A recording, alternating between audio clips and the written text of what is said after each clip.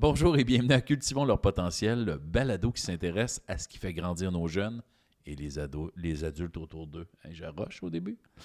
Aujourd'hui, on aborde un sujet qui nous a été demandé depuis longtemps par plusieurs parents qui nous écoutent. Un sujet délicat, parfois chargé, mais essentiel. Comment mieux collaborer en contexte de séparation pour le bien-être des enfants? On attendait simplement de trouver la bonne personne pour en parler avec justesse, nuance, bienveillance, et c'est exactement ce qu'on a réussi à trouver, puis on est très heureux de l'avoir avec nous.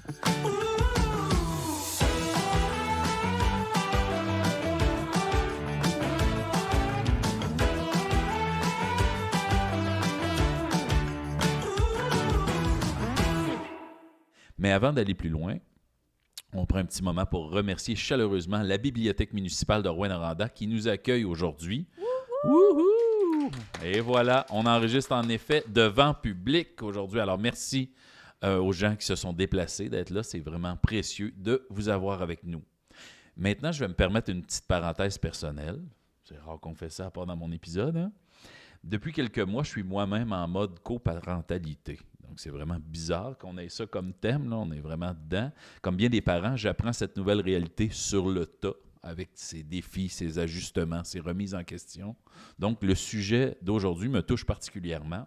Et heureusement, et vous allez être d'accord avec moi, que je suis très bien accompagné, comme toujours, par ma co-animatrice, Marie-Aimée Fortin-Picard, agente régionale de développement chez Action Réussite Abitibi-Témiscamingue, et aujourd'hui, attention, le titre officiel du jour de Marie-Aimée, la meilleure assistante coparent du monde. Ah, merci. Je sais pas si mon chum serait d'accord, mais je vais le prendre. Il n'est pas là. Si vous voulez pas être d'accord, c'est à lui d'être là. T'as raison. Mais plus sérieusement, Marie-Aimée est effectivement une excellente belle-maman avec les enfants de son conjoint. Donc, elle connaît très bien les dynamiques dont on va parler aujourd'hui. Et pour nous accompagner dans cette belle réflexion, on reçoit une invitée d'exception. Merci. Une légende. Alors, on reçoit Sylvie Darvaux, qui est psychoéducatrice et médiatrice familiale. Elle accompagne depuis plusieurs années des familles à travers les défis de la séparation et les aide à construire des bases solides pour une coparentalité saine et respectueuse. Allô Sylvie, merci énormément d'avoir accepté l'invitation. Bien, merci de m'accueillir parmi vous, dans votre belle bibliothèque. Elle est belle, hein? Oui. Ça bien. Sylvie, on va commencer. J'aimerais ça que tu nous parles un peu de toi, parce qu'on fait toujours ça dans l'émission. L'invité se présente. J'aimerais ça que tu nous racontes un peu ton parcours scolaire, professionnel, qui t'a mené à devenir psychoéducatrice et médiatrice familiale. Oui, bien moi, j'ai terminé un baccalauréat en psychoéducation en 1995, il y a quelques années déjà. Puis, j'ai commencé à travailler pour le centre de services scolaires du Lac-Abitibi, donc la Sarre et les environs. Ça fait 30 ans que je travaille pour eux. Donc, j'ai touché à du primaire, secondaire, de la FP aussi, mais particulièrement du primaire, avec des élèves en troubles de comportement. Il y a 15 ans, j'ai parti mon bureau privé. J'avais beaucoup de demandes, donc j'ai commencé ça. Fait que je rencontre enfants, adultes, ados, différentes problématiques au bureau. Je travaille aussi pour la Société d'assurance automobile du Québec en désensibilisation automobile, ceux qui ont eu des accidents et qui ont des craintes dans la conduite. Et c'est ça. Ça faisait très longtemps que je voulais être médiatrice familiale, mais le cours était à Montréal, c'était pas tant à ma portée. La pandémie a donné certains avantages, dont la première cohorte du cours de médiation familiale en ligne. Ah, OK. Là, à peu près, c'est ça, la pandémie, là, ça fait à peu près 4-5 ans. J'ai adoré mon cours et j'adore ce que je fais. J'aime vraiment accompagner les parents. Il y avait un besoin dans ton secteur oui, aussi? Oui, il n'y en avait pas. Les gens devaient se déplacer à Moss, Rouen. Donc, ça faisait longtemps que des organismes m'approchaient pour que je puisse le faire. Puis voilà, je l'ai fait et j'adore ça. J'aime vraiment ça. Ça fonctionne très bien. Oui. Puis, je me permets aussi, oui, vas-y. Le fait que tu as une formation en psychoéducation, que tu es psychoéducatrice, ça aussi, là, dans le contenu que tu nous partages aujourd'hui, il y a des choses où est-ce qu'on va peut-être plus loin que quelqu'un qui fait, je vais dire, uniquement de la médiation familiale. Fait que, tu sais, déjà, c'est un avertissement, mais un avertissement positif de dire on a la chance d'aller encore plus loin parce que tu accompagnes les jeunes, tu accompagnes les familles aussi dans leur réalité de famille. Donc, je pense parce que les médiateurs, tu peux être avocat, notaire, psychoaide ou travailleurs sociaux dans des ordres professionnels. OK. Donc, avant ça, c'était beaucoup plus notaire et avocat et ça s'est développé plus là, pour les psychosociaux. Et quand on parle aux avocats, c'est ça qu'ils disent, vous avez une chance de plus au niveau social que nous, c'est difficile à développer. Eux autres, c'est plus au niveau légal, au niveau technique. Puis dit technique, tu as ça dans les livres, tu peux aller chercher l'info, mais dit du social, c'est Il y a plus le côté difficile. humain de plus que tu Oui. apportes. Fait que merci beaucoup d'être avec nous. Ben, ça me fait plaisir. Marie-Mé voulait commencer avec un quiz magique. Magique en plus. Alors, le quiz vrai ou faux sur la médiation familiale. Is it true or is it not true? T'es bon en anglais? Ouais, OK. je suis pas si pire. En fait, c'est ça, on s'est dit qu'on voulait commencer avec un petit quiz médiation familiale parce qu'évidemment, le sujet, on parle de coparentalité au sens large, mais on se disait, tu sais, des fois, on a des petites questions qui nous chicotent sur la médiation familiale, on casse la glace avec ça, puis après, on pourra aller plus loin dans comment on collabore aussi comme parents, puis plus dans la nuance, puis dans tout ça. Donc, on règle les questions techniques en commençant. On va aller chercher ça dans le public. Donc, Oui. je sais pas, on se trouvera un geste. C'est quoi le vrai, c'est quoi le faux? Là, ou ceux qui pensent que c'est vrai, lever la main. OK, ouais. A, Ah. main ou X. Ah, j'aime ça. On a une proposition On de a la une salle. proposition. J'adore ça. Donc, vrai ou faux, la médiation familiale peut aider les couples à se remettre ensemble et à rester en couple. Vrai ou faux? Vrai? Dans la salle, il y a des gens qui hésitent. Je sais pas. Moi, je pense que c'est pas sa job. Moi, je dirais faux. Oui, c'est faux. Yes. Tu as raison, c'est faux. On confond beaucoup médiation familiale lors des séparations et de la médiation familiale pour les couples qui veulent rester ensemble, qui cherchent un intervenant là, pour C'est pas une régler les thérapie de conflits. couple. là, Non, comme la ça. médiation C'est ça. familiale, quand on en arrive là, c'est qu'on est séparés ou on va se séparer. Puis c'est quand même... il n'y a pas grand chance de revenir en couple. Oui, il y en a, mais pas tant. Pas ça Donc, l'objectif. c'est vraiment le processus après la séparation. Super, merci beaucoup. Deuxième question. Il existe des lois au Québec qui encadrent les allocations familiales et les modalités de temps de garde. Vrai ou faux? On a des vrais dans la salle? Je dirais vrai. Pascal dit vrai. Oui, bien, je vais juste avoir un petit bémol. Oui, les allocations familiales et la pension alimentaire. Ah. Pas le temps de garde, mais le temps de garde équivaut à la pension alimentaire. C'est deux lois qu'on soit en juriste ou en psychosocial, en médiation familiale, nous ne pouvons pas négocier une pension alimentaire parce que la pension alimentaire appartient aux enfants et l'allocation familiale aussi.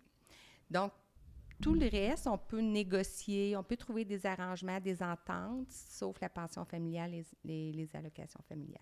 C'est pas chacun décide combien il va donner. Non, Pas comme ça. du tout. Heureusement. Troisième question. Le médiateur ou la médiatrice familiale a le pouvoir de faire prélever la pension alimentaire directement sur la paye d'un parent. Oh, on a des oui, on a des non. Moi, je dirais non. Sylvie? Non. T'as pas ce power-là, non? Non, C'est seulement un juge peut, faire enlever là, le montant de la pension sur une paye. Donc, en médiation familiale, notre document qu'on remet à la fin, c'est un résumé des ententes. Donc, c'est des ententes qu'on s'est entendues et non pas Ça n'a pas de un pouvoir contrat. Aucun pouvoir. légal réel. C'est C'est vraiment ça. juste un document entre les deux personnes. C'est vrai de ça. Si on veut le faire judiciariser, on le conseille aussi aux gens. Là, on peut passer là, par un avocat. Puis quand on a le résumé des ententes du médiateur, souvent, l'avocat passe seul avec le document là, au tribunal. Là, les parties n'ont pas à... C'est gratuit. Les gens ont quelques heures ou une rencontre ou deux, je pense, avec un C'est la avocat. dernière question. Excuse-moi, je m'excuse. Ça sent bien. Tu vas trop loin, mais ça me permet de faire du pouce. Oui. Est-ce que des heures de médiation familiale Oh, sont Caroline, offertes ben oui. gratuitement pour les parents séparés? Hey, je m'excuse. Ben là, je viens juste Parfait. touler. Touler. Fait quoi, il y a ça, la gang. Je m'excuse d'avoir Mais stoulé. non, ben non. C'est bien correct. Ouais. Oui, c'est de plus en plus publicisé, la médiation familiale, parce que le ministère de la Justice veut un peu désengorger les tribunaux, mais aussi répondre aux besoins des enfants et des familles. Donc, la médiation familiale est beaucoup plus adaptée pour ça que prendre des avocats. Donc, c'est de plus en plus, là, il y a des commerciaux qui promouvoient ça et tout ça. La première fois qu'on fait affaire avec un médiateur familial, il y a 5 heures de gratuité. Donc, 5 heures de gratuité, ça ça l'enrobe aussi, là, le résumé des ententes, là, la rédaction quand même. Et à chaque changement de situation, les parties ont le droit à 2h30 de médiation. Fait que c'est pas nécessairement aux ans. C'est si on change la garde, s'il arrive, l'enfant s'en va aux études, on veut savoir un peu comment contribuer chacun. Puis souvent, mettons que ça s'est parlé plus jeune, à un moment donné, ils font des activités extrascolaires. Là, il y a, à un moment donné, bon, ben là, ils sont ados, il y en a un qui habite plus proche de la ville. Tu sais, il y a comme toutes ces nuances-là aussi qui fait qu'on se réajuste. Là, c'est pas vrai qu'on s'est tapé dans la main, OK, on s'est séparés, puis on est bon 20 ans. Ouais, ben non, tu sais, moi, force est d'admettre que c'est en continu, là, qu'on se réajuste aux besoins des enfants, puis aux besoins des changements d'emploi. Fait que, tu sais, je trouve ça le fun que tu dises de ne pas hésiter à revenir pour. Oui, il n'y a, pas de nombre, là, limite. C'est ouvert, là, tant que les enfants, là, sont avec vous. Puis, c'est ça, pour des routines aussi, des règles qu'on veut mettre en place quand les enfants vieillissent, puis qu'on ne s'entend pas là-dessus. Ben oui, faut faire appel à un médiateur familial. Une personne neutre dans la conversation. Là. Oui. Je terminerai avec une dernière question. Les enfants peuvent être impliqués dans le processus de médiation familiale? On a des visages pas sûrs. Ben, je sais pas, je vais y aller pour oui. On a beaucoup de X dans la salle, les gens. Ah, on a une personne qui hoche la tête. Oui. Moi, je pense oui, peut-être, non? Oui. OK. Oui, bravo! Oui, t'as eu beaucoup de... T'as eu 100%, je crois. Hein? Je pense que oui. Oui, je pense que oui. Mais en tout cas, moi, je tiens à dire que quand on a préparé l'épisode, il n'y avait pas tout bon. Oh! Non, mais je pensais que c'était parce que c'était tout frais que je venais de faire tout ça. Là, c'est-tu vrai? On l'avait fait ensemble? Oui. Oh, Colin. Bon, je suis juste un... Mais il a bien appris. Oui, je me souvenais même pas d'avoir étudié. Oui, les enfants peuvent participer à la médiation familiale. C'est pas quelque chose qu'on fait d'emblée. Moi, j'en ai pas fait souvent, là, sur beaucoup de dossiers que j'ai eus. J'en ai fait 2 ou 3 fois. On fait appel aux enfants, surtout quand il y a des conflits, qu'on n'arrive pas à trouver le temps de garde ou des choses comme ça. Ou c'est sur les règles ou sur des conflits. L'enfant, quand il a 13-14 ans, là, qui peut plus choisir lui-même? Ben oui, ou s'ils veulent dire des choses, qu'il y aurait des conflits de séparation aussi, qu'on peut faire venir les enfants, sauf que quand les enfants viennent, moi, je suis seule avec l'enfant. Les parents ne sont pas présents pour éviter la pression à mettre aux enfants. Et ce qu'il faut faire très, très attention, c'est que l'enfant ne sente pas que la responsabilité de la garde va lui incomber après. Fait que... toi, tu as quand même un travail avec l'enfant de ne pas ajouter de la pression, de pas d'encadrer pour que ça se passe bien puis qu'il se sente bien. Mais si on s'est rendu là, c'est parce que tu as jugé que c'était nécessaire. Oui, qu'on voulait entendre l'enfant. Puis que les parents, ils se chicanent un petit peu pour la garde, donc on peut en arriver là. Okay. Mais c'est ça, il faut faire attention, là, c'est à prendre quand même avec doigté. Il y en a qui le font beaucoup parce qu'il y a des médiateurs qui sont spécialisés en conflits parentaux. Donc, eux autres, ils en font beaucoup avec les enfants, là, mais nous, moins un peu. On arrive quand même à trouver des arrangements à trouver convenables. Une façon de s'entendre. Ben voilà, c'est terminé pour le quiz. Bon, c'est merveilleux, ça. Est-ce qu'on est prêt pour les questions publiques de mes questions à moi? Vous allez voir, elles sont super. C'est Marie-Aimée qui les a faites aussi. Fait on part immédiatement. Quelles sont les pratiques gagnantes pour une coparentalité harmonieuse? En d'autres mots, comment on priorise le bien-être de l'enfant dans un contexte de séparation? La première chose, c'est la communication. Souvent, dans une séparation, il y a des bris de communication là, entre les deux personnes. Donc, c'est de rétablir une communication. Le médiateur va aider à rétablir la communication, mais de façon respectueuse, parce qu'on vit des émotions. Hein? C'est un deuil, une séparation. Donc, puis on est tout le monde dans des étapes différentes du deuil. Donc, la personne laissée, souvent, est plus émotive parce qu'elle n'avait pas commencé dans le deuil. La personne qui laisse est à une autre étape du deuil. Donc, quand ils arrivent en médiation, il y a beaucoup de friction parce qu'ils ne sont pas comme aux mêmes étapes. Ils ont de la misère un peu à comprendre pourquoi que l'autre se sent comme ça. Fait que, tu sais, des fois, on revient là-dessus. C'est pas facile pour personne. On n'est pas aux mêmes étapes. Il faut le faire de façon respectueuse. Puis, il faut que les personnes respectent aussi les émotions de l'autre, puis où ce qui est rendu dans le deuil. On ne demande pas de comprendre, puis de tout arranger, Non, mais c'est sûr. non, mais de comprendre un peu l'état de l'autre personne, aide beaucoup à garder une façon respectueuse. La communication, là aussi, très, très, très importante. Mais il y en a qui ne veulent pas se voir en personne, même dans la média. C'est parce qu'on a passé à la banque pour la maison il n'y a pas longtemps, et ce qu'elle me disait, il y avait un couple qui... Il y avait une personne, il n'était même pas sur le même étage de la banque pour être sûr de ne pas se voir. Oui. C'est les deux agents qui se parlaient, donc ça doit être un... Parfois, ça doit arriver des lourds conflits comme ça. là. Bien, pour venir en médiation, il faut que les deux parties Ah soient oui. d'accord. OK. Donc, il n'y a aucune... Et présents ensemble. Oui, Ouf. oui. OK. Il n'y a aucune obligation. Donc, si un des deux ne veut pas venir à la médiation, on n'en fait pas.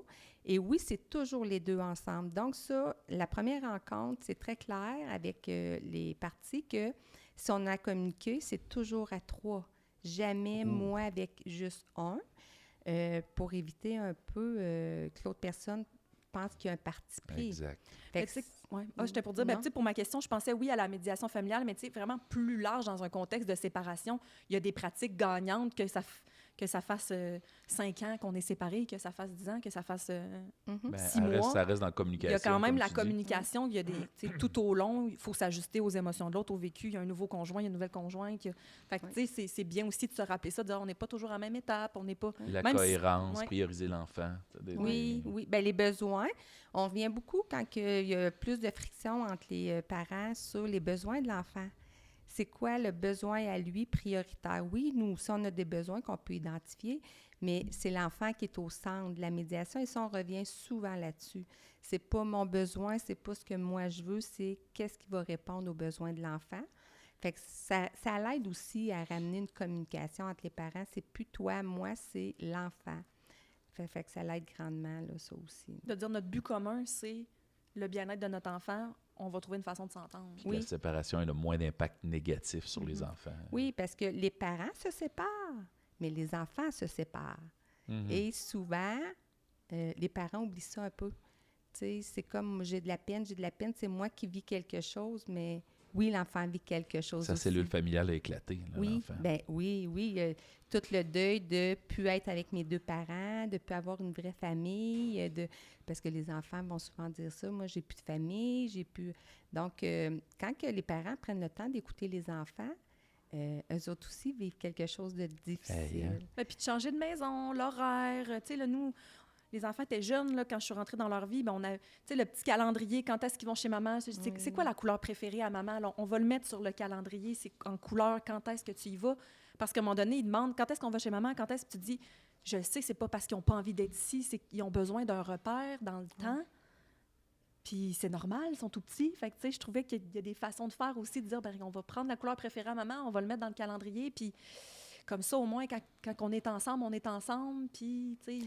Oui, puis quand on... Tu sais, au début de la médiation, là, c'est difficile, ça, à dire, ben on va prendre la couleur préférée de maman. Mais là, moi, on- j'arrivais... Mais c'est ça, Ouais. Mais ça l'évolue. Puis c'est ça qu'il faut se rappeler au début. Ça peut être difficile Ouais. de se parler, mais ça l'évolue. Ouais. Le deuil, à un moment donné, s'amoindrit aussi. Mais l'enfant reste toujours quand même au centre de quelque chose de difficile tout le long de sa vie quand même. Ouais. Bien, de sa vie, de sa jeunesse. Comme tu dis, changer de famille à tous les 7 jours ou 5 jours, apporter mon petit bagage, j'ai ça chez maman, je ne l'ai pas chez papa, je peux-tu Ouais. amener mon cadeau, je peux-tu... Les livres de bibliothèque, là, tu sais, c'est un exemple, là, mais oui. moi, à un moment donné, j'ai dit, les livres, c'est les livres de l'enfant, là, puis, tu sais, s'il y a un retard, on gérera le retard, mais moi, je me disais, je trouvais ça important qu'ils puissent partir avec leurs livres, avec leur toutou, avec, tu sais, parce que, à un moment donné, c'est pour l'enfant, là, tu sais, C'est- s'il peut pas oui. continuer son livre chez maman, puis c'est pas parce que la mère empêchait, vraiment, pas ça le but, là, mais c'était de dire, moi, j'avais comme ça à cœur, que, mais si ma mère donne un cadeau aux enfants, mais ils peuvent l'amener chez leur mère aussi, ou, tu sais, mais ça, il faut que tout le monde fasse un peu la part des choses aussi, là, moi, j'étais chanceuse, ça se passait bien, mais... C'est Tu sais, que souvent, Ouais, c'est ça. en séparation, on vit des émotions difficiles et c'est difficile de voir que l'enfant en vit. Et vu que j'en veux à l'autre parent des fois, pour toutes sortes de raisons, face à la séparation, je le fais sentir à l'enfant. On n'est pas obligé de le dire, mais l'enfant le sent. Fait que si je suis très en colère après l'autre parent, je vais avoir moins tendance à approuver ou à dire oui, tu peux amener telle chose chez papa ou chez maman, tu peux changer les objets de maison. En tout cas, je vous félicite pour tout ça parce que c'est quand même rare. C'est rare. Il y en a beaucoup, c'est non, c'est la partie chez moi, il reste chez moi, mettons un iPad ou... Puis c'est correct aussi, moi je me dis, le but c'est pas de faire de la chicane puis pas que l'enfant se sente mal. Fait que tu sais, le but c'était pas de dire... Mais l'enfant se sent mal. Oui, c'est ça. Ouais. De ne pas pouvoir le faire parce que c'est ses choses à lui. Moi, j'ai souvent fait le reflet. C'était ça ma prochaine question. Comment tu peux, toi, de manière subtile et délicate, amener la collaboration de ces parents-là qui ne s'entendent pas tant que ça? Là?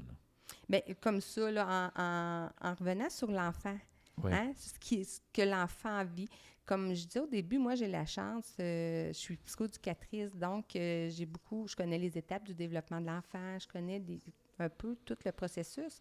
Donc, on revient beaucoup là-dessus pour aider les parents à prendre conscience de ce que l'enfant vit. Voici ce qu'il a besoin en ce moment. Fait que là, tu es précise aussi au niveau de l'âge des enfants. Oui, puis j'ai déjà fait refléter plusieurs fois des parents.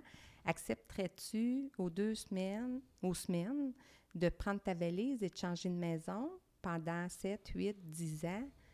Ben là, je sais pas. De jamais être dans les mêmes affaires. Tu vas dans le sud une semaine, tu es écœuré un peu à la fin, tu as hâte de revenir chez vous. Oui. Oui, puis c'est un peu aussi quand on se disait, tu sais, l'espèce de cohérence, on s'entend que ça peut pas être pareil chez les deux parents. C'est très, très rare que c'est identique. C'est pas ça le but, mais d'avoir une cohérence dans les règles, d'avoir, tu sais, ça fait toute la différence déjà comme parent. Les heures de coucher, les règles d'écran, tu sais, ça, c'est pas évident. Là, on se dit, ah oui, contexte de séparation, mais la vraie vie, là, sinon, il va y avoir le fameux, en tout cas, chez maman, là, Puis ça, on le dit, aux parents, si l'enfant arrive avec ça chez maman, je peux, ou ça chez papa, on dit toujours valider. Oui. Parce que les enfants, c'est très intelligent. Donc, s'ils veulent avoir une demi-heure de plus pour coucher, ils vont trouver la faille dans le système. Dire, chez papa, j'ai le droit, puis c'est pas tant vrai, là. Et ça, ça des fois, c'est beaucoup de conflits. Un parent qui se fâche. Ben voyons donc, ça pas... Attends, vérifie, parce que nous, c'est déjà arrivé. Ah oui, ben parfait, on va l'appeler, maman. Ah, c'est drôle, là, tout d'un coup, la règle avait changé. Oui, puis on essaie de faire une cohérence, mais on ne peut pas être identique dans 2 minutes. En tant que parents, ensemble, il y avait des conflits concernant les enfants. Donc, c'est sûr qu'en tant que parents séparés, il y en a encore plus.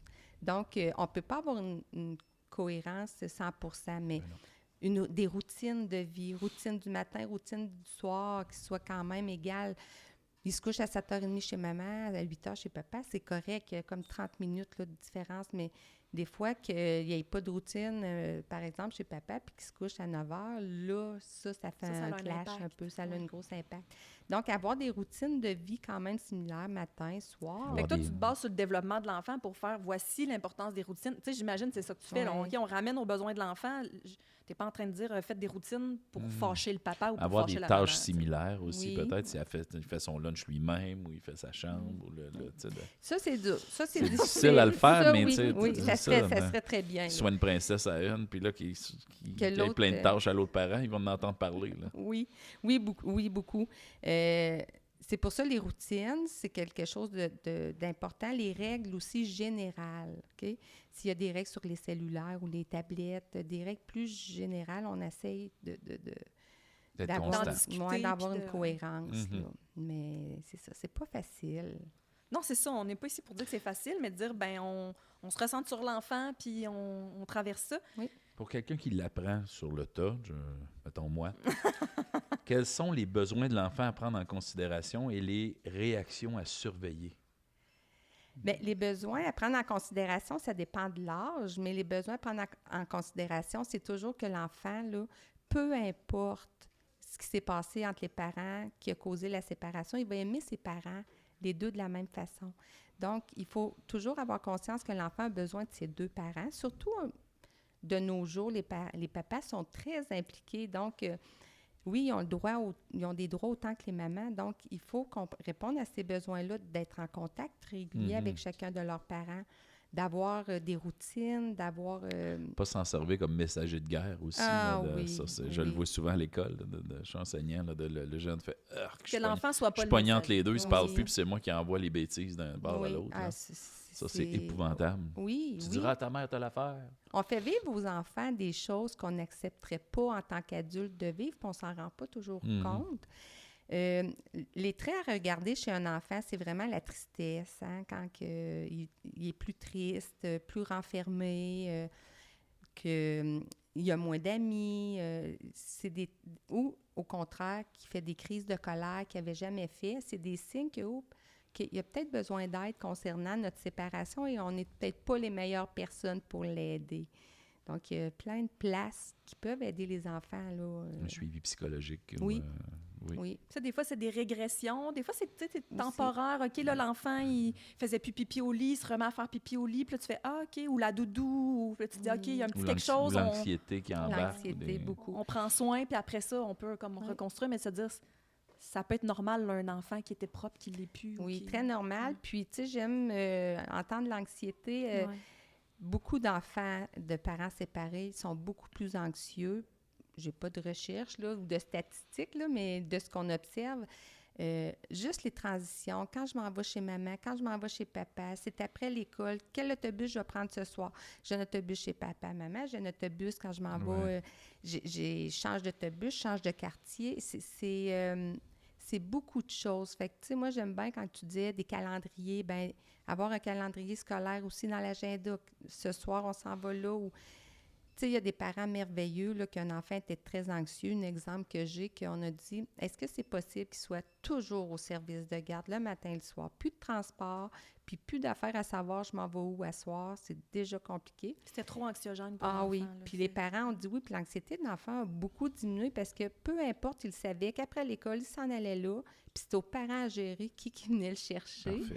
Donc, il y a des trucs comme ça qu'on peut faire, mais oui, c'est anxiogène pour un enfant de changer d'endroit. Là. S'il y a des petites choses comme ça qui accrochent, trouver des moyens de les enlever Oui. le plus possible. Oui, puis quand on ne le sait pas, ben, on peut aller en médiation avec notre ex, on peut aller chercher de l'aide là, au SAT ou en privé. Puis toi, tu peux faire parler l'enfant aussi. Oui. Dire, hey, mes besoins sont là. Peut-être qu'il n'est pas game de le dire devant les parents. Puis là, Oui. à toi, il serait peut-être. C'est là qu'on peut faire participer les enfants là, à la médiation familiale. Là. Dis-moi, ça me faciliterait beaucoup la transition si telle affaire, telle affaire, telle affaire. Oui, mais sans les parents. Oui, c'est ça, je te dis. Mais Oui. après ça, toi, tu peux Oui, parler au nom de l'enfant. Oui, Hein? c'est ça, oui. Puis ça m'amène à... On a un peu quand même une particularité en région, tu sais, avec le secteur minier. On en parlait, puis je pense que c'est important de l'adresser aussi. Quand même, il y a une majorité de familles là, qui peuvent vivre ces réalités-là. Les runs.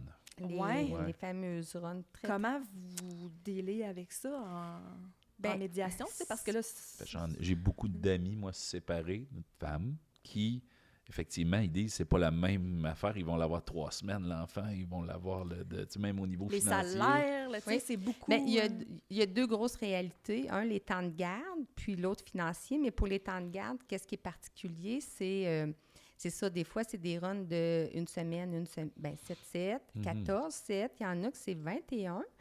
Donc, oui, souvent, c'est la mère qui travaille. Bien, c'est le père qui travaille dans les mines. Donc, la mère reste à la maison 3 semaines avec l'enfant. Oui, elle est contente, mais c'est pas parce qu'elle est obligée. C'est pas parce qu'on a décidé la garde de même. Donc, quand le père revient, des fois, mettons 2 semaines, il voudrait avoir l'enfant 2 semaines de temps. C'est parce que c'est trop de ne pas voir la mère pendant 2 semaines. Puis là, il dit, ben oui, mais moi, je pars bien 3 semaines. Oui, mais c'est le rythme de vie que l'enfant est habitué. Oui, c'est sa routine. Donc, ou c'est sa routine. Donc, 2 semaines sans voir maman, c'est trop. Fait que des fois, il faut un petit peu rétablir ça. Pas parce que tu es ici 2 semaines. Toi aussi, tu as vraiment le goût de voir tes enfants, là, mais eux autres sont habitués d'être avec maman. Donc, ça, c'est la première réalité que les horaires de garde peuvent être difficiles à faire. Bien, dans ce contexte-là, effectivement. Ils ne sont pas difficiles, ils sont là à cause du travail, mettons. Ça.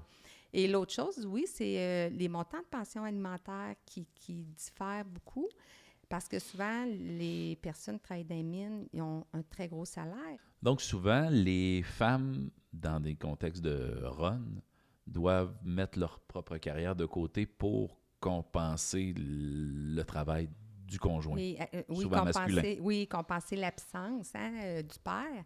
Donc, ils doivent être là le matin, les routines, le soir. Il faut qu'ils soient présents si les enfants ont des rendez-vous.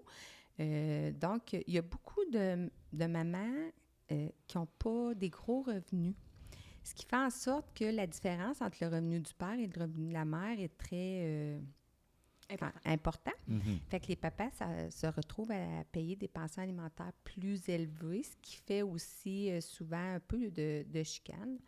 Mais la pension alimentaire est vraiment calculée en fonction que les deux enfants aient un milieu de vie similaire. Pas pareil, mais similaire. Donc, mettons, je suis chez papa, il y a des sous, on mange du T-bone à tous les soirs, il y a une grosse maison, il y a une piscine, il y a des 4 roues piscine, puis je m'en vais chez maman, puis elle s'est trouvée un loyer, un 4,5 dans un demi-sous-sol, pas de terrain. C'est pas ça qu'on cherche pour un enfant. Donc, l'enfant va dire, je veux juste être chez papa, là, je veux pas aller là. Et voilà. Ouais, il va y aller à reculons. Je vais amener mes amis juste chez papa parce que chez maman, c'est pas... J'ai honte un peu. Oui, c'est ça. Donc, c'est vraiment pour que l'enfant ait un milieu de vie quand même similaire. Pas pareil, parce que le papa va toujours avoir plus de sous quand même. En même temps, c'est souvent la mère qui va s'occuper du sport, des rencontres des parents, gérer l'école, faire les devoirs. Ils apprennent compensation financière pour tout ce travail-là. Oui, c'est ça. Parce que pendant qu'elle fait ça, ben elle n'est pas en train de travailler. Là. Exact. Donc, tu sais, quand on discutait, là, moi, j'ai quelqu'un dans mon entourage que c'était ça. Bon, il travaille sur des runs. La conjointe fait un emploi moins payant, mais qui est plus disponible. Puis là, quand ils se sont séparés, ben parfait, moi, je vais aller travailler dans les mines aussi. Mais là, on se retrouve avec... Faut que les deux travaillent. On s'adapte à deux horaires de mine. Oui. Là. Fait que c'est ça aussi de dire, ben c'est beau, pas vouloir payer des grosses pensions, mais il y a ça aussi comme revers, de dire, si l'autre parent se retrouve avec un horaire aussi de mine, comment on s'arrange? Ben là, on a un petit livre aussi, là, les grands-parents, on en a moins parlé, mais la famille autour joue un rôle souvent aussi là, dans la séparation, dans comment on offre un milieu, puis les s'il y en a un des deux qui a sa famille à proximité, s'il y a une personne qui vient de l'extérieur puis qui n'a pas toute cette famille-là autour. Ça change aussi la dynamique. Beaucoup. Puis il y a des papas, ils ont même été obligés, qui ont même changé d'emploi pour des mines plus proches, pour être plus à la maison, pour être plus avec les enfants. Puis là, OK, c'est ça la réalité d'une journée avec des enfants. Driver le quotidien. Oui, c'est ça. Mais la plupart des papas sont super wow, puis ils sont conscients de cette réalité-là. Là.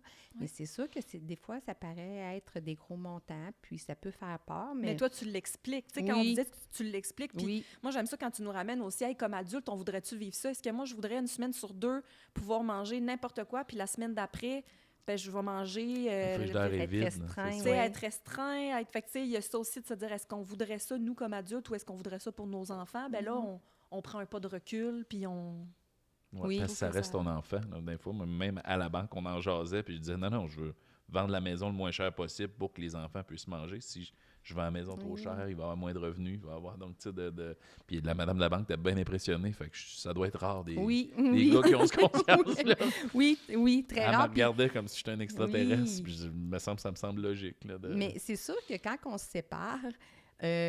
ça va nous coûter plus cher pour toutes, parce qu'on est on se retrouve toutes seules. On paye l'Internet aux 2 endroits. C'est tout ça aussi. C'est ça. Fait que même les papas qui font des gros salaires, se retrouver toutes seules avec la maison, c'est quand même des coûts, parce que même si maman ne faisait pas beaucoup d'argent, elle apportait quand même une contribution.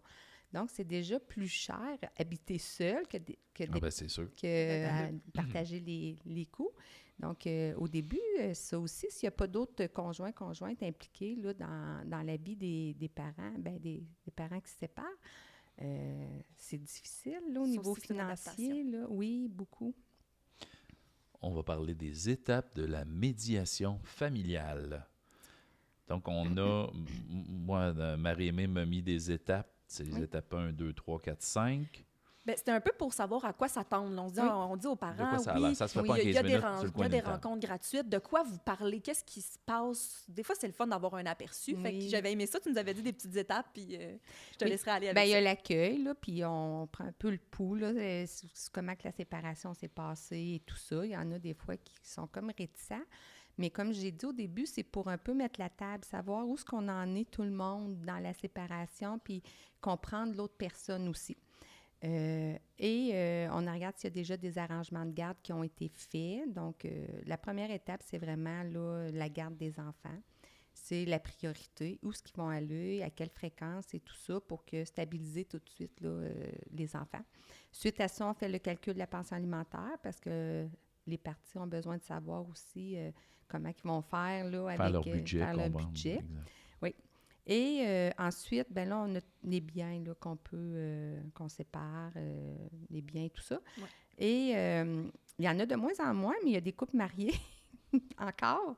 Donc, c'est des étapes de plus, hein, parce que quand on est marié, le patrimoine familial il est séparable tout à moitié 50-50. Mhm. Donc, il y a beaucoup d'autres étapes là, à faire, mais on en a beaucoup moins des couples mariés. Et il y a une nouvelle loi, là, j'aimerais ça peut-être prendre 2 petites minutes, Oui. là, qui est sortie Sur les l'été passé. Sur les conjoints de fait. Oui, c'est Oui. ça, l'été passé. Ils se sont rendus compte que souvent, dans des séparations, la maison est juste à un nom. Mettons, c'est papa qui faisait le plus gros revenu, il a mis la maison à son nom. Il se sépare, bien, ce qui est à toi est à toi.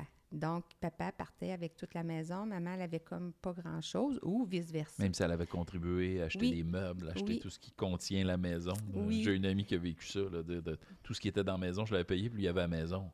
Mais là, quand il a vendu la maison, lui, il a gardé Tout les... l'argent. Hey, Hey, l'hydro, tu sais, souvent, la maman va payer l'hydro, l'Internet, mais c'est pas tout le monde. Mais Non, souvent, ils ont vu ça dans le passé, que les biens appartenaient juste à une personne, donc ça faisait beaucoup de chicanes et ça s'est retrouvé devant les tribunaux.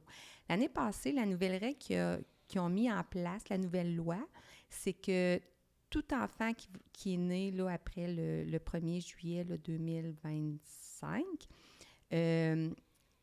la famille va être soumise à la loi sur le patrimoine familial. Ce qui veut dire que même si on est en conjoint de fait, la maison appartient au nom juste de un. S'il y a un enfant dans le décor, ça va être moitié-moitié. La maison, l'auto, l'auto familial, Oui, là. les Donc, biens. les biens familiaux qui servaient au patrimoine seront maintenant divisés moitié-moitié. Donc, c'est une belle avancée Mhm. parce qu'on a vu beaucoup là, des Des gens histoires qui comme ça. payaient, faisaient des paiements à la banque, mais c'était pas son nom. Non. Puis ils se retrouvaient avec rien à la fin. Oui, puis tu sais, les conflits de séparation, il y en a, donc je te donne rien, je garde tout. C'est ça. Fait que En c'est sachant une que belle c'est toujours loi, là. l'enfant qui se retrouve à vivre les conséquences de ça. Là. C'est ça. Tu sais, on se dit oui, comme parent, ça peut être fâchant, mais en plus, l'enfant qui est là-dedans, Oui. on fait ouf, OK. Oui, qui est au C'est- centre de tout ça. ouais, qui est vraiment au centre. C'est ça, c'est ça notre, Mhm. notre message. Donc, à la fin, une fois qu'on a traversé tout ça, tu nous le disais tout à l'heure, mais toi, tu remets un résumé qu'eux autres peuvent rendre légal ou non, ou juste s'arranger entre eux si ça Oui. va bien. Si ça va bien, ils peuvent le garder entre eux. C'est sûr que c'est toujours recommandé de le faire judiciariser, mais ils peuvent quand même, là, les gens peuvent, avec le résumé de médiation, en rester là. Mhm. Oui. Le consulter. Les gens qui ont besoin d'aide, c'est quoi les ressources, les outils à consulter ou disponibles pour un couple, à part, évidemment, de toi? La médiation, À part oui. toi. Toi et d'autres médiatrices et Oui, médiateurs familiales. oui. Oui, il y en a, bien, c'est sûr que là, il y en a de moins en moins ici en Abitibi parce que les avocats et les notaires en font beaucoup moins. Parce que vu que c'est le ministère de la Justice qui défraie les coûts, c'est des tarifs fixes. Donc, il y en a qui trouvent que c'est pas assez élevé. Donc, il y en a de moins en moins. On invite vraiment les gens qui auraient le goût là, d'être médiateurs, là, d'embarquer là, dans cette aventure-là qui est vraiment bien. Ben, puis déjà, juste pour dire les gens, là, dans l'épisode, dans la description, je vais mettre le lien vers votre regroupement, association, je ne sais plus Oui, comment tu on a l'appelles, là. l'Association des médiateurs familiaux qui donne quand même beaucoup d'informations. Et si vous allez sur le site du ministère de la Justice, il y a des petites vidéos qui montrent un peu c'est quoi la médiation familiale, comment bien s'entendre. Il y a même une soirée sur la coparentalité qui est exigée si on prend des avocats et on passe devant un tribunal. Le tribunal exige que les deux parents aient fait cette soirée-là de 2 heures. À cette soirée-là, c'est ça, ouais. qui dure 2 heures. Si c'est en médiation familiale, on ne peut pas l'exiger, mais c'est vraiment intéressant. Là, il parle de tout ça, c'est quoi la médiation, à quoi vous attendre. Fait que sur le site du ministère de la Justice, il y a également là, beaucoup d'informations très intéressantes.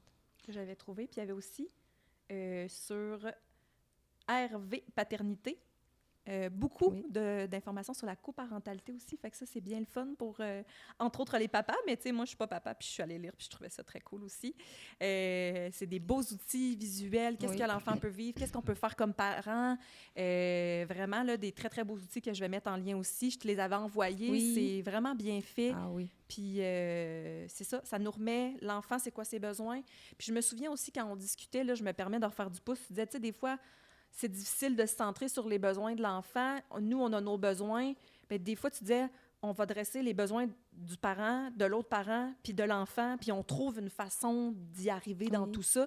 Fait que je trouve des petits outils comme ça qui nous met en évidence aussi un peu quels sont les besoins de l'enfant. Si on les voit moins ou qu'on est moins bon, bien, il était nommé dans l'outil, là. Oui, puis pour faire du pouce, tu sais, la médiation ne tranchera pas les décisions. Le médiateur ne sera pas là pour trancher. Le médiateur va être là pour trouver des alternatives. On dit toujours aux parents, ça ne fera pas 100% ton affaire à toi, 100% ton affaire à toi non plus. Mais on va essayer de trouver une entente qui correspond le plus aux besoins de l'enfant, à vos besoins, puis qu'on va être capable de fonctionner avec ça. Mais il n'y a pas de gagnant-perdant là, dans la médiation. Ça, c'est important de le mentionner. On n'est pas là pour trancher. C'est ça, des fois, ceux qui sont dans le conflit, il y a une game de je vais laver les cœurs. Oui, c'est ça, oui. Mais oui, puis on n'est pas là-dedans. Des fois, des parents me disent, ben toi, t'en penses quoi? Toi, tu ferais quoi? Si je veux donner mon opinion, je vais y aller sur le développement de l'enfant, les besoins ou sur des choses, mais je ne trancherai pas. Ben à partir d'aujourd'hui, c'est comme ça. Oui. Mais ça aussi, tu m'avais envoyé un document, Charte de la parentalité. Oui. Je trouvais que ça fait des bons rappels. Est-ce que tu veux que je les lise? J'en lise quelques-uns? Bien, oui. Hein? Donc, chacun des parents croit que l'autre parent fait de son mieux dans le meilleur intérêt de l'enfant. Fait que déjà, de se dire que l'autre parent veut le bien de l'enfant, c'est déjà une belle mode de pensée. Oui. Chacun des parents croit que l'autre parent est toujours le meilleur gardien possible de l'enfant. Oui, puis ça, on le fait aussi en médiation, là, on le dit aux parents. Plus d'une nuit, l'autre parent devient le principal gardien de l'enfant. Donc, même si c'est mon set de garde, si je m'en vais en voyage à Montréal un week-end, la première personne à qui je vais demander de prendre les enfants, c'est l'autre parent et non pas la famille. Mm-hmm. C'est sûr que l'autre parent peut dire non, puis là, ça va être la famille. Parce que l'enfant va être dans ses affaires, dans sa chambre. Oui, avec son parent. En premier, c'est ça. Oui, maintenant, là, c'est de plus en plus dit. Là, Oui. Intéressant. Les parents se consulteront sur toutes les grandes questions santé, éducation, orientation. Oui. Même si un des deux parents a la garde complète de l'enfant, l'autre parent reste quand même avec des droits. Donc, il peut assister à tous les rendez-vous médicaux, les rendez-vous à l'école. Il doit être informé des rendez-vous là, recevoir le bulletin, des choses comme ça. Oui, c'est ça, oui. Fait il faut toujours qu'il en soit informé. C'est niaiseux, mais juste inscrire l'enfant à un sport, si le parent ne le dit pas à l'autre, à un certain moment, il y a un impact. Là. Moi, il faut que j'aille l'amener le mardi, puis le jeudi soir, faut que je sois au courant avant que l'autre parent l'inscrive. L'inscrire, parce que là, la semaine qui est chez l'autre parent, l'autre, il faut qu'il fasse les déplacements. Plus les tournois, plus les kits. On a beaucoup de communication à avoir entre les parents séparés tout le long là, de la vie de l'enfant. Là. Donc, il y en a qui disent on ne se parlera plus. C'est parce que ça va être difficile un petit peu. Oui, puis à un moment donné, il y a la graduation. Tu sais, moi, j'en ai vu autour de moi que c'était ça. Là, ben là, il y a juste 2 billets. Fait que l'enfant veut son père, sa mère. Je le vois. Moi, j'enseigne au secondaire 5. Je le vois chaque année. Là. Hey, je veux pas qu'elle vienne, sa blonde, à mon père. Je veux pas qu'elle vienne. C'est ça. Fait que, tu sais, c'est pas des situations faciles, mais c'est de se dire qu'on se rappelle, le bien-être de l'enfant, mais de dire, il y a quand même... Que c'est nous, les parents. Ouais. C'est pas la blonde, c'est pas le chum, même si on les apprécie beaucoup, là, c'est nous les parents. C'est nos parents qu'on va avoir. Oui, c'est ça, oui. Les parents se partageront la réalité économique de leur enfant en fonction de leurs moyens respectifs. Mm-hmm. Fait que ça, on a parlé quand même pas mal. Chacun des parents entretiendra auprès de l'enfant une image positive de l'autre parent. Et ça, c'est de base. Oui. Là.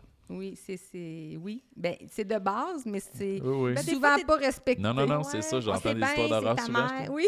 T'es bien Ah, comme ta mère. Oui. Tu sais, c'est des C'est choses, des ça. fois, t'es pareil comme ta mère. Quand tu reviens de chez ta mère, là, t'as l'affaire, t'as l'affaire. Oui, Ouais, t'es ouais. tout croche, ça marche, oui. Ouais. Ah non, c'est ça. Puis tu sais, moi, la petite, elle avait 7 ans, puis elle me disait... je me suis fait dire ça une fois, là, t'es pas ma mère, mettons, là, Oui. une fois. Puis je dis, ben ça tombe bien, t'as une mère, puis elle est bonne, puis elle est fine, puis elle fait vraiment bien ça. Mais Oui. je suis un adulte dans la maison, puis ça va quand même être non. Oui. Je me suis plus jamais refait dire ça, que j'étais pas la mère, là, tu sais, c'était Non, puis réglé. c'est vrai. Puis de toute façon, c'est vrai. Ben, fait que moi, je me C'est suis pas ma dit... mère, c'est vrai, je suis pas ta mère, mais il y a C'est des ça. règles ici. Mais je trouvais que c'était là, une oui. occasion aussi de montrer qu'il n'y a pas d'animosité aussi. Là, comme ta mère est bonne et fine, mais c'est quand même non. Mais il faudrait te prendre comme exemple parce que ça l'arrive, là, Ouais, mais les parents, sans parler en mal Puis de je suis pas l'autre, toujours ne d'accord, là. valoriseront Non. pas, là. C'est Non. ça. Ben, puis je veux dire, entre nous, je suis pas toujours d'accord. Là, Non, mais c'est sa mère. Mais c'est ça. sa mère, puis devant l'enfant, hey, je suis comme... On en reparlera entre adultes après, hein, si je suis pas Exact, c'est ça. d'accord. On ira à la bière bitcher l'autre parent. Ouais, c'est ça. juste Oui, entre c'est nous autres, ça. là. Ça, je peux faire ça avec mes amis, tu sais, si jamais. Puis elle aussi, elle peut faire ça. Là, tu sais. Il en reste 2. Les parents maintiendront entre eux une communication efficace au sujet de leur enfant. Fait que Oui. ça, on en a parlé. Oui, même si papa n'est pas souvent là ou qu'il passe sur des runs, il faut quand même maintenir là, une communication sur ce qui se passe avec l'enfant. Là. C'est toujours bien le parent quand même. Même là. juste dire, hey, il a vécu une peine d'amour, ou elle a vécu Oui. telle Ouais, affaire, elle a tenir été au courant, malade, elle a oui. été. tu sais, Ouais. de- Puis le dernier, l'enfant aura la liberté d'exprimer à un parent l'amour qu'il a pour l'autre parent. C'est beau, hein? C'est beau. Oui, c'est beau. Oui. Beaucoup d'enfants oseront pas parler de l'autre parent, dire moi, mettons qu'ils sont avec maman, moi, je l'aime mon père de peur de bon, t'aimes mieux ton père que moi. Tu sais, c'est des Ou commentaires. même dire, hey, c'était super, en fin de semaine, on est allé à telle place.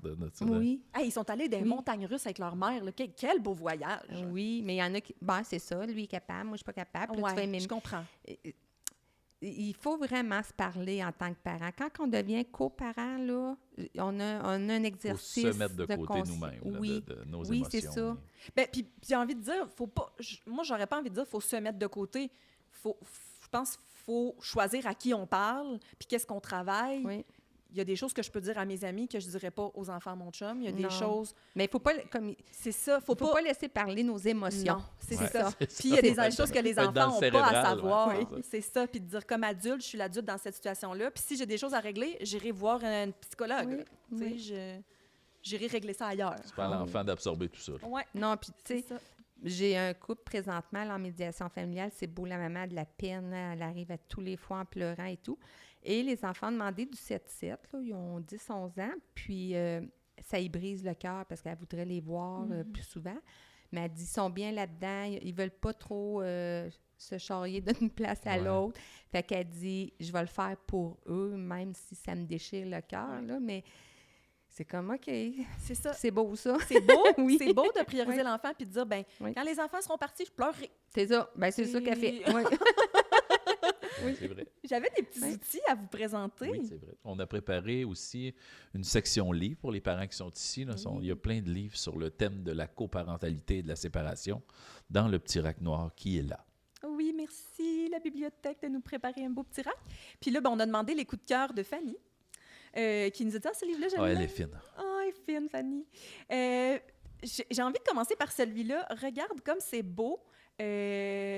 C'est un livre, je vais dire ce que j'ai compris que Fanny m'a dit, c'est un livre qui rappelle un peu le rôle des grands-parents. Fait que, tu sais, il y a beaucoup de douceur aussi comme grands-parents. Puis, tu sais, moi, je le vis comme tante aussi. Là. Des fois, je me dis, ben c'est qu'est-ce qu'on peut offrir aussi aux enfants au travers. Fait que je sais pas si toi, c'est des choses que tu vois aussi, l'impact des grands-parents, puis le discours, puis qu'est-ce que les grands-parents peuvent faire. Fait que c'est des beaux textes sur les grands-parents. Fait que Oui, oui. c'est Ben oui, puis c'est le fun aussi quand les grands-parents ne prennent pas parti. Hein? C'est la même chose. Hein? Les grands-parents, il faut qu'ils laissent un peu de côté les Eux autres, émotions ouais. concernant la Ça, séparation. il a blessé ou elle a blessé C'est- mon enfant. Oui, c'est Puis ça. dans la charte de Oui. coparentalité, je me dis ça aussi, de se rappeler comme Oui. grands-parents, ben, de ne pas parler en mal de l'autre C'est parent, ça. de pas, tu sais, ça. Mais ils sont quand même bons, les grands-parents qu'on voit. Là, puis oui, ils font une belle job. On a un garçon qui cherche de l'alcool à parents pour recoller le mariage de son père et de sa mère. Il réalise cependant que même si ses parents se séparent, l'amour qu'il lui porte est incassable. Fait que c'est une belle histoire qu'on peut lire avec son enfant. La colle apparent de Kess Gray. Oui, puis ce que je veux revenir sur la colle apparent, là. Oui. La plupart des parents, des enfants, excusez, la plupart des enfants veulent pendant très longtemps que leurs parents reviennent ensemble. C'est pas 6 mois, 1 an, là. C'est très, très longtemps. C'est sûr que quand ils sont très, très jeunes, qui n'ont pas tant appris à connaître, à vivre avec leurs 2 parents, c'est un petit peu moins pire, mais à partir là, de 4-5 ans, là, la plupart des enfants vont espérer là, jusqu'à la fin ado que leurs parents soient ensemble. Ça passe pas, ça. J'en vois, moi, des ados aussi qui, ils étaient temps, sont tellement beaux, séparés. Oui, Je les vois malheureux depuis Qu'il y a des 2-3 ans, et là, ils se sont séparés, puis je les vois s'épanouir à même. Oui. Tu sais, je vois des enfants Mais- de même qui félicitent leurs parents, dire ils étaient Mais ils sont temps. ados, hein? Fait Oui, qu'ils ont oui. tout vu, les chicanes. Mais des jeunes enfants, par exemple, ils veulent Ah que oui, leurs c'est parents... sûr, mais, sûr, mais pour oui, les des enfants, il n'y a pas ados... ce recul-là. J'en ai 2 petits derniers. Quand l'amour court de Thierry Lenain-Barou. C'est l'histoire de Paola. C'est aussi l'histoire de ses parents qui se séparent après s'être longuement disputés. Ah, Fait que là, on est en traverse. thème de ce que je viens de dire. C'est un texte doux et sensible qui apporte un baume sur la tristesse. Fait que des émotions de tristesse pour les Ça enfants. a l'air beau aussi. Des fois, mais c'est le même fun les de passer images par sont un belles. livre. Là. Tu sais, des fois, on se dit, notre Ouais. enfant, voyons comment il se sent, il file. Ben, moi, on dirait que tu apportes un Ça- petit livre dans Ça ouvre la conversation, souvent. Oui, souvent. oui, oui. Toi, comment tu te sens par rapport à ce que le personnage, lui... Puis on Faudrait a... Oui. Il faudrait qu'il y ait des livres aussi sur les beaux-parents. Ah, il y en a peut-être moins, Belle-mère, mais... beau-père, ouais. c'est C'est pas toujours la méchante, tu sais, comme dans les Non. histoires, Ouais, là, non. la méchante belle-mère. La méchante belle-mère qui martyrise Cendrillon. Puis un petit dernier, Rosalie, entre chien et chat. Donc, quand papa l'a trouvé, maman l'a applaudi.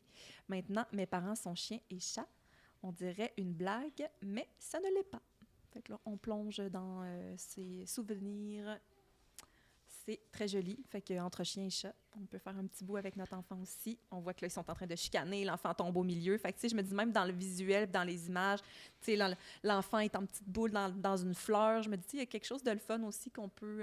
Oui, puis les qu'on livres, peut- c'est ouais. très... c'est un très bon médium là, pour aider les enfants. Ils voient des choses, ils l'entendent dans la lecture. C'est vraiment pour comprendre aider. ce qui là. se passe oui, aussi. oui. Puis là, c'est des livres plus pour les tout-petits, mais dans le présentoir, on a aussi là, des livres pour les parents puis des livres pour un peu les plus grands aussi. Là. Fait que c'était la minute, 2 minutes. Qu'est-ce qu'on retient de l'épisode d'aujourd'hui, groupe? La quoi? Que l'enfant, on a de la salle qui dit qu'il faut se centrer sur l'enfant, même si on vit des émotions, même si on vit de la colère, même si on est déchiré ou déstabilisé. Ouais. C'est l'enfant. Il faut se tasser nous-mêmes un peu et penser à l'enfant ou aux enfants. C'est vrai, oui, je pense que c'est ça le mot d'ordre parce que les blessures de l'enfant vont rester là, longtemps là, si on ne fait pas attention. Il va y avoir des séquelles, l'enfant, même quand lui va avoir des relations, ou elle plus tard. Oui, là. oui. Donc, faire attention à ça. Marie-Aimée? Ben c'est sûr que de mettre l'enfant au centre, moi, j'adore ça. Là. J'essaie de voir s'il y avait autre chose. Veux-tu que j'aille? Les Qu'est-ce qu'il y avait d'autre? Oui, ressources. allez-y. Ressources gratuites. La quoi? Ah, Être cohérent. être Effectivement, être cohérent dans les décisions. Que les parents se parlent et acceptent les mêmes choses, faire des compromis des deux côtés aussi. Donc, la cohérence, effectivement. Oui. C'est souvent là que ça accroche aussi. qu'on Cohérence avait et d'autres? compromis, oui. Ouais. Est-ce qu'on avait d'autres choses ici? Les ressources gratuites. Et d'ailleurs, si vous voulez, des gens dans le coin de la Sarre du Parquet, vous pouvez chercher sur n'importe quel moteur de recherche médiatrice familiale et vous allez trouver Sylvie Oui. assez facilement. Ben, puis avant qu'on se laisse, Oui, là, oui. parce que je vois Marc-Claude, là, il y en a sûrement d'autres des ressources gratuites. Il y en a plein, oui. Oui, puis je pense, entre autres, aux maisons de la famille, il y en a plusieurs là, qui, tu sais, c'est une réalité là, qui voit beaucoup. Donc, n'hésitez pas à vous tourner aussi vers votre maison de la famille. Il y a d'autres parents qui ont vécu des situations similaires. Des fois, ça fait du bien de s'en jaser juste entre parents. Puis les intervenants, je sais qu'à Rouen, la coparentalité, c'est vraiment un sujet qui aborde aussi avec les parents. Donc, déjà, tu sais, à première vue, là, ça me fait penser à ça. Il reste évidemment le 811 option 2. On peut se tourner vers le CLSC. Tu sais, il y a toutes ces ressources-là qui sont possibles aussi. Il y en avait-tu d'autres? On peut aussi demander aux intervenants de l'école. Ils voient les enfants aussi dans l'école. Fait que ça peut être une porte d'entrée là, au début aussi. Que l'enfant puisse se confier à Oui. quelqu'un ou laisser sortir une colère ou Oui. une peine. Oui. Oui, d'être à l'écoute. On dirait que ça me fait penser à ça, d'être à l'écoute puis d'observer l'enfant, il réagit comment. Parce que c'est beau de dire, OK, on établit que c'était ça la règle 7-7, mais on donnait des exemples. Des fois, les tout petits, 2-3 jours sans l'autre parent, c'est beaucoup là, quand il y a 3-4 ans. Fait que, moi, je me dis, OK, on se centre sur les besoins de l'enfant, les compromis, mais de rester comme attentif aussi, là. Oui. Voilà, c'est tout. Bien, merci beaucoup. Merci, public, de vous être déplacé. Merci à la Bibliothèque de Rouyn-Noranda, la Bibliothèque municipale de Rouyn-Noranda, de nous avoir accueillis. Merci à notre invitée extraordinaire, Sylvie Darvaux, psychoéducatrice et médiatrice familiale. Crime, je l'ai accroché. Merci évidemment à ma co-animatrice, Marie-Aimée Fortin-Picard, agente régionale de développement chez Abitibi-Témiscamingue. Et finalement, merci à vous, chers alliés de la réussite éducative, de nous avoir écoutés. N'oubliez surtout pas de vous abonner au Balado sur YouTube, Apple Balado, Balado Québec ou sur Spotify. J'espère qu'on a été pertinent et si vous désirez fouiller davantage sur ce sujet, je vous invite à consulter le site d'Action Réussite ou la page Facebook où Marie-Aimée va vous avoir mis plein de liens, d'informations et de sources crédibles. Et puis j'ai un dernier merci Oui, à vas-y. dire. Priorité Jeunesse, Ben oui. qui nous permet d'être ici en live. Merci, Priorité Jeunesse. On se reprend pour un prochain épisode. Ben, merci. Wow.